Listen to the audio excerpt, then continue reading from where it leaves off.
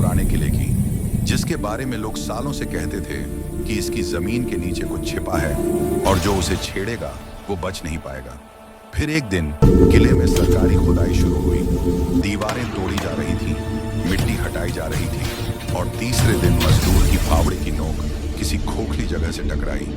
ठक ठक की आवाज आई और सब रुक गए। जब मिट्टी हटाई गई तो एक जंग लगा। लोहे का दरवाजा निकला जो सदियों से बंद था। जैसे ही दरवाजा खोला गया, अंदर से ठंडी, भारी और सीलन भरी हवा आई, बिल्कुल कब्र जैसी। टॉर्च जली तो सबके गले सूख गए, क्योंकि वो एक लंबी सुरंग थी और उसके अंदर जगह जगह इंसानी कंकाल बिखरे पड़े थे। कई के हाथों में जंजीरें बंधी थीं और कई खोपड़ियों पर टूटे निशान थे। लेकिन सबसे डरावनी चीज वो दीवार थी जिस पर लाल रंग में लिखा हुआ था। पहले लगा मिट्टी है, मगर ध्यान से देखा तो पता चला वो खून था और उसमें साफ लिखा था, वापस मत जाना। सुपरवाइजर ने इसे डराने वाली बात कहकर मजाक उड़ाया और खुदाई चालू रखी। मगर उसी रात पहली मौत हुई।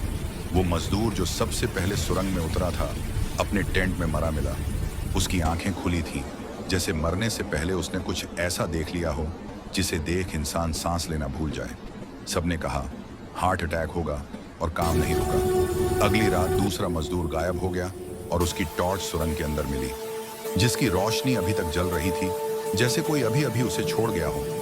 तीसरी रात सीसीटीवी कैमरा लगाया गया और सुबह रिकॉर्डिंग देखी गई तो सबके रोंगटे खड़े हो गए, क्योंकि रात 3:13 बजे सुरंग से एक लंबी परछाई निकली जो ऐसे चल रही थी जैसे उसके पैर जमीन को छू ही नहीं रहे हों। फिर कैमरा अचानक ब्लैक हो गया।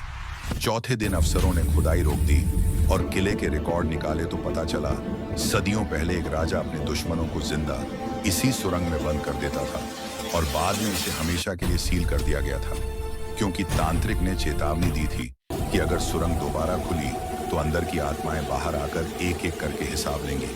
और भाई, आज भी लोकल लोग कहते हैं कि अगर तुम रात में उस किले के पास जाओ तो दीवारों के अंदर से धीमी धीमी आवाज आती है, वापस मत जाना।